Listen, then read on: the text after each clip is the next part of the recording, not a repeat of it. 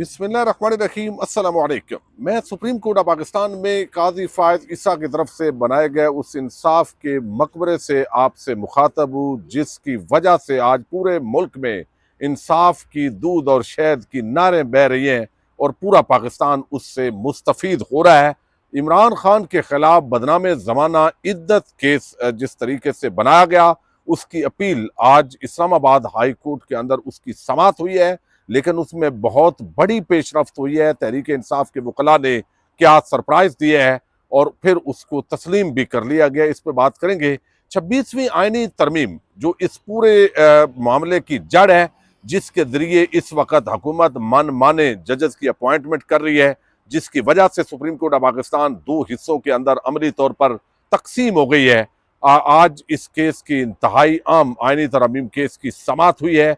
आईनी बेंच ये समाअत की है और अब ये मामला भी फुल कोर्ट की तरफ जाता हुआ दिखाई दे रहा है। जस्टिस अमीनुद्दीन की सरबराही में जो ये समाअत हुई है, इसका हवाल जब आपके सामने रखूंगा तो वहां पे चूंकि जस्टिस मंसूर अली शाह के फैसले का भी तज़किरा हुआ है, किस कंटेक्स्ट के अंदर हुआ है, और फिर अब हुकूमत से किस तरह इस बेंच ने मदद तलब कर ली है, ये सारा मामला हम रखेंगे।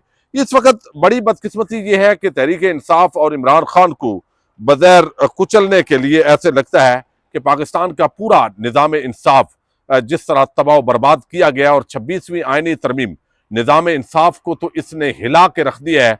और फिर अब सुप्रीम कोर्ट के अंदर एक आईनी बेंच, एक रेगुलर बेंच, रेगुलर कमेटी, फिर प्रैक्टिस एंड प्रोसीजर कमेटी के तहत जो है वो आईनी बेंच की कमेटी, और ये मुख्तलिफ कमेटियां बना के एक पूरा जो मामला है, और फिर जुडिशल कमीशन को जो इसके अंदर पावर्स दी गई हैं कि वो मुख्तलिफ सूबों के अंदर जो है वो उसकी जो कंपोजिशन है वो इस तरीके से है कि मर्जी के जजेस जो वहाँ हुकूमत हो वो ला सकती है। और हमने देखा है कि सिंध के अंदर कुछ ऐसे जजेस की अपॉइंटमेंट की गई जो एक तो नून लीग का वर्कर था, वो इलेक्शन भी लड़ चुका था, और कुछ पीपल्स पार्टी के ऐसे जाले थे जिन पर ये छाप है, और कुछ एक जज साहब तो ऐसे भी थे जिनको बाकायदा तौर पर वहाँ सुप्रीम हाई कोर्ट के अंदर टर्मिनेट किया गया, यानी वो जज के ओहदे के लिए उनको पहले ही नाअहल करार दे दिया गया था, लेकिन इसके बावजूद उनको दोबारा जज जो है वो अपॉइंट किया गया। आज इस बेंच ने बिल आखिर 26वीं आईनी तरमीम जो है वो लगाई है, लेकिन ये जो बेंच है चूंकि ये खुद 26वीं आईनी तरमीम की पैदावार है, और याहिया अफरीदी साहब का चीफ जस्टिस बनना वो खुद 26वीं आईनी तरमीम जो है वो उसकी आप समझें कि वो पैदावार है, तो उनसे ज्यादा तवक्कुआत तो नहीं है। लेकिन इसके बावजूद आपको इल्म है बहुत सारी दरखास्तें इस तरमीम के खिलाफ आई है कि ये खिलाफ आइन है, ये इंसाफ के बुनियादी निज़ाम जो है उसको इसने डैमेज किया है। तो आज इन दरखास्तों पर जो समाअत हुई है, इसके अंदर मैं पहले तो आपको जजेस के नाम बता देता हूँ। जस्टिस अमीनुद्दीन खान है, उनकी सरबराही में ये 8 रुकनी बेंच है। Justice Jamal Mandokhel, justice Mohammad Ali Mazhar, justice Ayesha Malik, justice Hasan Azhar Rizvi, justice Musarrat Hilali, justice Naeem Akhtar Afghan, justice Shahid Bilal जो है वो इस बेंच में शामिल है। अब आयशा ए मलक, उनके अलावा सारे हीरे इस बेंच के अंदर जो है वो जमा किए गए हैं ताकि हुकूमत को किसी भी तरह कोई जो खतरा है वो ना हो। आज इसकी जो समाअत हुई है उसके अंदर वकील फैसल सिद्दीकी और हामिद खान ये रोस्टम पर आए। इन्होंने दरखास्त उन्होंने कहा है कि देखिए, आप इस सारे मामले के अंदर चूंकि 26वीं आईनी तरमीम ने पूरे ढांचे को तब्दील कर दिया है, तो इस पे फुल कोर्ट बनाया जाए सुप्रीम कोर्ट ऑफ पाकिस्तान का, और इसके अंदर उन्होंने कहा 26वीं आईनी तरमीम पर फुल कोर्ट बनाया जाए। तो जमाल खान मंदोखेल, उन्होंने कहा अभी आपकी ख्वाहिशात के मुताबिक फुल कोर्ट नहीं बन सकता। क्यों नहीं बन सकता? आईनी बेंच में जजेस की नामजदगी जुडिशल कमीशन करता है। अब देखें ना, 26वीं आईनी तरमीम उसने जुडिशल कमीशन बनाया। अब ये जो जजेस उससे मुस्तफीद हो रहे हैं, ये बता रहे हैं कि देखें जी, ये तो अब आईनी मामला है, तो ये जुडिशल कमीशन बनाया है उन्होंने। तो जजेस की नामजदगी जुडिशल कमीशन करता है, जबकि केसेस की फिक्सेशन 3 रुकनी कमेटी करती है। इस कमेटी के सरबराह जस्टिस अमीनुद्दीन खान है, और कमेटी में जस्टिस मोहम्मद अली मदर और मैं भी शामिल हूँ। ये इन्होंने कहा मंदोखेल ने। फुल कोर्ट के मामले पर आप खुद कंफ्यूज हैं, जस्टिस मोहम्मद अली मदर। अब ये सारे कौन हैं? जजेस साहबान बड़े मुअज़्ज़ज़ हैं, चूंकि 26वीं आईनी तरमीम वाले इसके अंदर शामिल किए गए हैं, उससे मुस्तफीद हो रहे हैं। वैसे तो पहले ये जजेस थे, लेकिन 26वीं तरमीम करके तो ऐसा मुमकिन नहीं कि आईनी मामला सिर्फ आईनी बेंच ही सुनेगा। जस्टिस मोहम्मद अली मदर। आईनी बेंच में भी मौजूद तमाम जजेस पर फुल कोर्ट ही बनाया है। यानी मतलब क्या है कि भाई हमने फुल कोर्ट है, हम ही फुल कोर्ट समझे। आईनी मामला है तो हम आईनी बेंच है, तो हम सारे जजेस ही आईनी बेंच है। फुल कोर्ट का मामला चीफ जस्टिस के पास ही जा सकता है। जस्टिस मोहम्मद अली मदर ने यह बात वहां पे की है। लगता है पहले दिन से ही लड़ने के मूड में है जस्टिस मंदोखेल। हम किसी से लड़ना नहीं चाहते। वकील फैसल सिद्दीकी, अगर कोई फरीक बहस करने को तैयार नहीं तो अदालत हुक्म जारी करेगी। अमीनुद्दीन, समझ नहीं आ रही कि आप हिचकिचाहट का क्यों शिकार है। ओ भाई, अभी आपको समझ नहीं आ रही? यानी आप अंदाजा करें इनकी मासूमियत पर मबनी रिमार्क्स कि भाई 26वीं आईनी तरमीम आपको फैसिलिटेट करके एक आईनी बेंच बनाया गया। आप पे इन वकला को एतमाद नहीं है, इन पार्टीज को, वो ये बताना चाहते हैं और आप मासूम है। जो इस बेंच के सामने बहस नहीं करना चाहता वो पीछे बैठ जाए।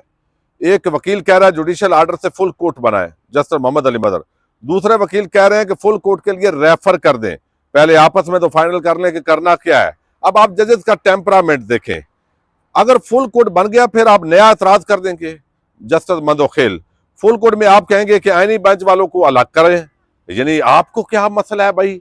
आप भेजें। सारे जो पिटिशनर आए हुए हैं, आपको समझ नहीं आ रही कि उनको आप पर एतमाद नहीं है? बगैर ऐसे लगता है। तो आईनी बेंच में दौरान समाज जस्टिस मंसूर अली शाह जो फैसला है उसका भी हवाला दिया, चूंकि वो 9:30 बजे सुनाया जा चुका था। तो उन्होंने कहा जी इसका कोई आर्डर पेश करें। कहा गया कि अभी आर्डर हमारे पास रिटर्न नहीं है। फुल कोर्ट के हवाले से जो है वो आर्डर अभी आपको नहीं हम दे सकते। फैसला अभी सुनाया गया, कॉपी नहीं है। जुडिशियल आर्डर है वो कमेटी के पास चला जाएगा। फैसले में क्या लिखा है देखे बगैर कैसे पता चलेगा? फुल कोर्ट का मामला चीफ जस्टिस के पास ही जा सकता है। लगता है आप पहले दिन ही लड़ने के मूड में ये सारी बात की गई, लेकिन आयशा मलिक ने यहां पे सारी जो गेम है वो उल्टी है।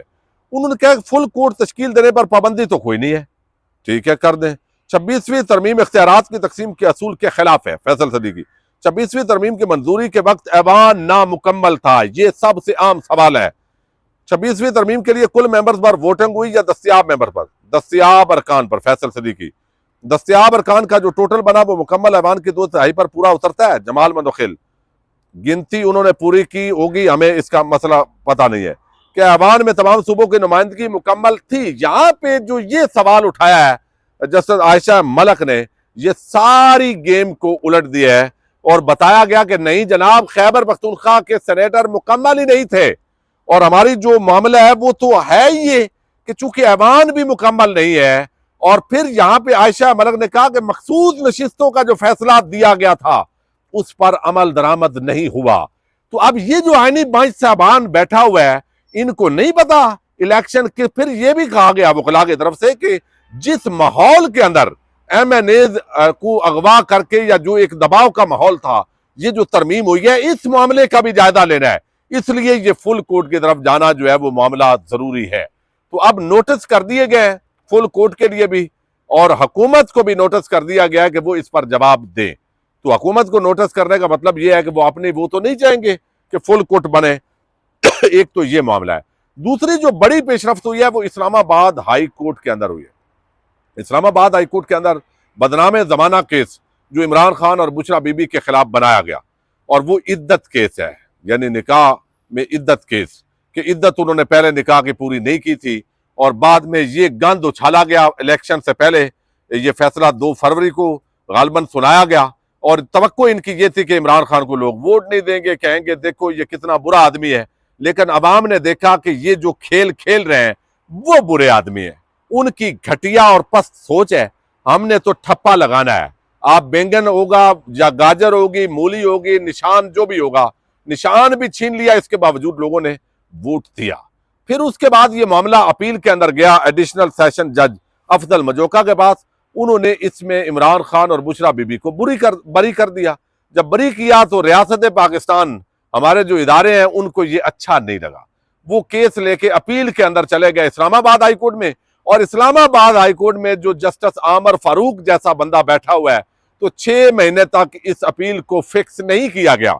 इंतजार शायद किया गया कि जब नए जजेस आएंगे और अगला जो प्लान है उन्हें तो कहा गया होगा कि रोक दें, तो बेचारे ने रोक दिया होगा। यही तवक्को इस वक्त हो ये रहा है। बदकिस्मती से हम कोई जजेस को स्कैंडलाइज नहीं करना चाहते, लेकिन अंधे को भी नजर आ रहा है कि इस मुल्क में क्या हो रहा है। अच्छा, फिर जो है वो 26वीं तरमीम और फिर ये सारा खेल खेला गया और अब नए जजेस अपॉइंट किए गए। जब अपॉइंट किए गए तो फिर जो है वो इस अपील को अब 6 महीने के बाद लगा दिया गया। मकसद क्या है? बगैर इससे नजर आता है कि इमरान खान और एस्टेब्लिशमेंट के जो मुज़ाकरात हैं वो कोई पेशरफ्त नहीं हो सकी, तो अब दोबारा पीटीआई पर सख्तियां करनी है इमरान खान पर, तो ये एक तासर बिल्ड हो रहा है। इमरान खान डट के खड़ा है, वो अब सरेंडर कर नहीं रहा। वो तो कह रहा है तुम्हें सरेंडर करना है, चूंकि आइन के बागी तो आप है, आपने मैंडेट छीना, आपने डाका डाला, आपने कौम के खिलाफ ये इकदाम किए, इंतकामी कार्रवाइयां की, तो आपको सरेंडर करना पड़ेगा। अब ये बात हुई। लेकिन काजी फायद ईसा के जिस इंसाफ के मकबरे पे इस वक्त मैं खड़ा हूं, अगर आज इंसाफ नहीं है इस मुल्क के अंदर, उसको पमाल किया गया है, तो उसका बड़ा जो मुल्जम है वो काजी फायद ईसा है। कभी अगर इंसाफ का बोलबाला हुआ तो उस शख्स को जब कटहरे में खड़ा किया जाएगा तो उसने अपने मफाद के लिए किस तरह पाकिस्तान के इदारों को रौंद डाला है। अच्छा, अब यहां पे जो है वो आज जस्टिस जो आजम खान, जिनको अभी सेशन जज थे, वो पहले इस्लामाबाद हाई कोर्ट के, उनको इस्लामाबाद हाई कोर्ट के अंदर जज के तौर पे अब जो 6-7 जजेस हैं उनको छोड़ के आप देखिए, तोशा खाना वाला केस है तो वो 10वें नंबर वाला जो जज है राजा इनाम मिन्हास, उनके सामने लगाया गया। अभी जुमा 4 दिन हुए हैं और जज बना है और अभी उसके सामने लगा दिया, क्योंकि उन जजेस के सामने इमरान खान के केसेस लगाने हैं जिनका पता हो कि वो इमरान खान के मुखालफ है और हुकूमत के बेनिफिशरी है, हुकूमत से उन्होंने बेनिफिट लेके वो जजेस बने हैं, तो वो लगा दिया है। और अब इधर जो इद्दत केस है, ये बदनामे जमाना केस, इसको लगा दिया आजम खान के पास। शोएब शाहीन साहब और आज जो न्याजी साहब हैं, न्याजुल्लाह न्याजी, वो पेश हुए। उन्होंने कहा जज साहब ये आप नहीं सुन सकते। उन्होंने कहा जी मैं क्यों नहीं सुन सकता? तो उन्होंने कहा भाई आप चूंकि इससे पहले आपके पास अपील आई थी और अपील आप समाप्त कर चुके हैं इस केस से मुताल्लिक। दरअसल वो जो अपील थी, केस ये था कि उस वक्त तहरीक इंसाफ का, इमरान खान का और बुशरा बीबी का ये मौक़िफ़ था कि ये मामला लाहौर का है, तो ये जो समात है वो दायरा इख्तियार लाहौर की अदालत का है, इस्लामाबाद की अदालत का नहीं है, सिविल कोर्ट का। तो वो सिविल कोर्ट, लेकिन जो अपील थी वो इस जज आजम खान साहब के पास आई थी और इन्होंने कहा कि नहीं, चूंकि वो बनी गाला के अंदर भी रहते हैं तो इस वजह से इनको अपील की समात का हक हासिल इनको है। वो ये इख्तियार समात इस्लामाबाद के अंदर की जो अदालतें हैं उनको है। तो ये उन्होंने अपील के अंदर अगरचे किया हुआ था, लेकिन इस केस को चूंकि वो समात कर चुके थे, तो जब वो कर चुके हैं तो फिर उनको नहीं सुनना चाहिए। तो कहा गया जो रवैया था वकला का वो बड़ा जारहाना था कि जज साहब आप ये केस नहीं सुन सकते, चूंकि इसमें ऑलरेडी आप समात कर चुके हैं और ये नहीं हो सकता कि एक निचली अदालत के अंदर आप जज के तौर पर ये इस पे कोई फैसला दें और सुने इस केस को, और ऊपर भी जब आपकी प्रमोशन हो बैठ के आप यही सुनने बैठ जाएं। क्या इतनी अंधेर नगरी मची हुई है? ये वैसे मैं बात कर रहा हूं। तो फिर बिल आखिर आजम खान को लगा भाई मुझे क्या जरूरत है, वो पहले भी सारा गंद वैसे ही मैं हो गया हूं, तो लिहाजा उन्होंने फाइल वापस चीफ जस्टिस इस्लामाबाद आमिर फारूक को भेजी है और आमिर फारूक जो है वो अब उस पर करेंगे जो है वो नया बेंच तश्कील देंगे। तो एक मरतबा ये जो बदनामे जमाना केस है आज वो चला है और अब अल्टीमेटली या तो आमिर फारूक जो है वो देंगे 10वें नंबर जज राजा इनाम मिनाज को, चूंकि ये 3 चाबी वाले या वो कहते हैं ना हीरे, इस वक्त वो इस्लामाबाद हाईकोर्ट में एक आमिर फारूक, एक 2 ये नए जजेस, बाकी जजेस पे तो ऐसे लगता है उनको एतमाद ही नहीं है, तो उनके सामने नहीं आया। तो ये एक मरतबा वकला के सरप्राइज से और रवैये से आजम खान ने आज ये केस वापस चीफ जस्टिस इस्लामाबाद हाईकोर्ट को भेजा है। अब वो किस तरफ रेफर करते हैं, या तो नया जो जजेस मजीद 2 अपॉइंट होने हैं उनका इंतजार करेंगे, कोई और हीरे जो पूरे इस्लामाबाद से इस वक्त ढूंढे जा रहे हैं वो सजा के गुलदस्ता बनेगा 5 का, तो फिर उनके सामने लगाया जाएगा, या फिर थोड़ी देर इसको कुछ अरसे के लिए मजीद इल्तवा में डाल दिया जाएगा। देखते हैं। पाकिस्तान जिंदाबाद।